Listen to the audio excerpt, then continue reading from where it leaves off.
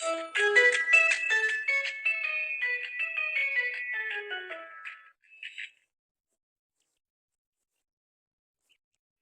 सिंह मलिक एक बहुत बड़ा कपड़ा व्यापारी था। बेटे पीयूष के जन्म के 6 साल बाद आज उनकी पत्नी ने एक बेटी प्रज्ञा को जन्म दिया। विक्रम और सपना की दुनिया अपने दोनों बच्चों के साथ खुशी खुशी बीतने लगी। ऐसे ही कुछ समय बीता और अब प्रज्ञा 7 साल और पीयूष 13 साल का हो गया था। एक रोज वो सभी एक पारिवारिक फंक्शन में शामिल होने कहीं जा रहे थे, लेकिन रास्ते में उनकी कार एक सड़क के बीच गुजरी जहाँ गरीबों का प्रदर्शन चल रहा था और वो लाठी डंडे लिए गाड़ियों में तोड़फोड़ कर रहे थे। तभी अचानक उनकी गाड़ी का दरवाजा खुल गया और प्रज्ञा नीचे गिर गई। माँ, माँ, माँ, माँ। सपना या विक्रम उसे बचाने जाते उससे पहले ही लोगों की भीड़ उनकी गाड़ी पर हमला करने उनकी ओर आने लगी।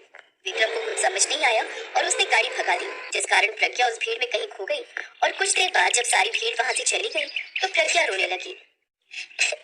माँ, पापा, मुझे भूख लगी है। उसे आसपास कुछ ना मिला तो वो चलते चलते दूर एक फुटपाथ पर पहुंच गई, जहाँ उसे कूड़े का ढेर मिला, जिसमें से वो रोटी ढूंढकर निकाल कर खाने लगी।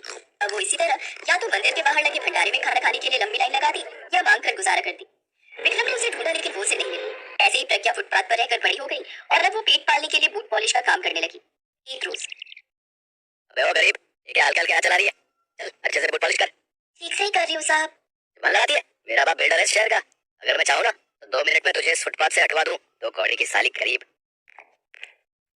शर्म नहीं आती तुम्हें? एक गरीब लड़की को इस तरह सता रहे हो? अब दफा हो जाओ यहाँ से। वो लड़का जल्दी से वहां से 9 तो 11 हो जाता है। घबराओ नहीं, वो चला गया। शुक्रिया मैडम। वैसे क्या नाम है तुम्हारा और तुम्हारे परिवार में कौन कौन है? मेरा परिवार कई साल पहले इसी फुटपाथ पर मुझसे बिछड़ गया था। रो मत प्रज्ञा, ऊपर वाले ने चाहा तो तू एक दिन अपनों से जरूर मिलेगी। अब निहारिका जब कभी उस सड़क से गुजरती तो प्रज्ञा से जरूर मिलती। कुछ समय बाद निहारिका का रिश्ता एक बड़े घर में तय हो जाता है और कुछ ही दिनों में उसकी शादी हो जाती है। शादी के अगले दिन, बेटा जल्दी से तैयार हो जा, बहू को पग फेरे के लिए उसके मायके लेकर जाना है। कुछ देर बाद निहारिका तैयार होकर आती है, फिर दोनों कार में बैठकर निकल जाते हैं।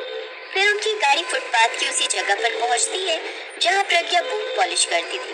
निहारिका, मुझे अपने शू पॉलिश करवाने हैं। बस यूं गया और यूं आया। निहारिका उस बूट पॉलिश वाली को देखती है तो, अरे प्रज्ञा, अरे प्रज्ञा, पीयूष मैं भी तुम्हारे साथ चलती हूँ। वो दोनों उसके पास जाते हैं। अरे मैडम आपकी शादी हो गई? हाँ, ये मेरे पति पीयूष मलिक हैं। मलिक इंडस्ट्रीज शहर की नामी कपड़ा कंपनी है और मैं उनकी बहू हूँ। ये नाम सुनते ही प्रज्ञा रोने लगती है। प्रज्ञा भागते हुए सामने बनी अपनी झोपड़ी में जाती है और फिर, पीयूष भैया, क्या आप इसे पहचानते हैं? वो गुड़िया देख पीयूष की आंखों में आंसू आ जाते हैं। ये गुड़िया तो मैंने मेरी बहन को दी थी, लेकिन कई साल पहले वो हमसे बिछड़ गई थी। इसका मतलब तुम मेरी बहन प्रज्ञा हो? हाँ भैया, मैं आपकी बहन प्रज्ञा हूँ।